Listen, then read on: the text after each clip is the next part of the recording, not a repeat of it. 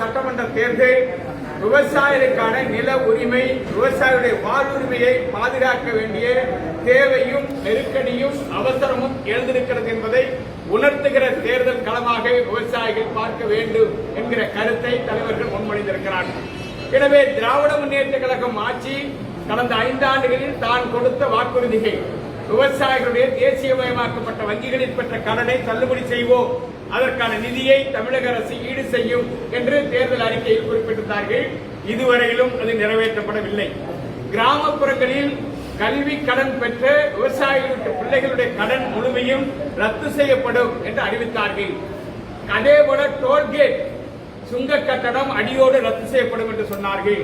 இதுவரையிலும் எதையும் நிறைவேற்றவில்லை. 1000 இடங்களில் தடுப்பணைகள், கதவணைகள் அமைத்து உபரி நீர் கடலுக்கு செல்வதை தடுத்து பாசனத்தை விரிவாக்கும் என்று சொன்னார்கள். அதையும் நிறைவேற்றவில்லை. அணைகளினுடைய நீர் கொள்ளளவை உயர்த்துவதற்கு நடவடிக்கை எடுப்போம் என்று சொன்னார்கள். அதையும் செய்யவில்லை. மாறாக விவசாயிகள் விளைநிலங்களையே குடியிருப்பு மனைகளும் சொந்தமில்லை. அந்த நிலங்களை ஒட்டி ஓடுகிற ஆறுகள், நீர்வழி பாதைகள், ஏரிகள், குளம், குட்டைகளை கார்ப்பரேட்டுகள் அபகரித்துக் கொள்வதற்கு தமிழ்நாடு அரசு நில ஒருங்கிணைப்பு சட்டம் 2023 என்கிற சட்டத்தை கொண்டு வந்து பரந்தூர் விமான நிலையம் முதல் சிப்காட் அமைக்கிறோம் என்கிற பேரில் பல்வேறு மாவட்டங்களில் நிலங்கள் சூறையாடப்படுகிறது. 33 சிப்காட்டுகளை முதலமைச்சர் அமைத்திருப்பதாக பெருமை பெற்றுக் கொள்கிறார். இந்த 33 சிப்காட்டுகளில் இன்று வரையில் எத்தனை தொழிற்சாலைகள் துவங்கப்பட்டிருக்கிறது என்பதை அவர் அறிவிக்க முன்வராதது மிகுந்த வெட்கி தலைகுனிகிற நிலை ஏற்பட்டிருக்கிறது.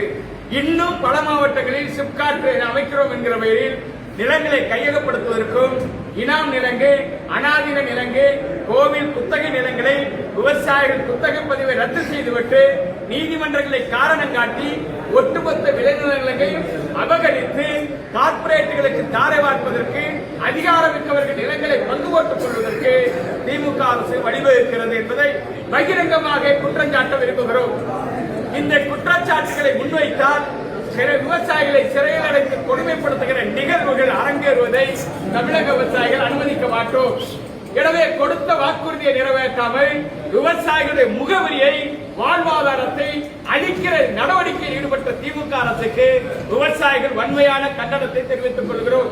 எனவே வருகிற தேர்தலில் திமுகவிற்கு வாக்களிப்பதை விவசாயிகள் நாங்கள் விரும்பவில்லை, ஏற்க மாட்டோம்.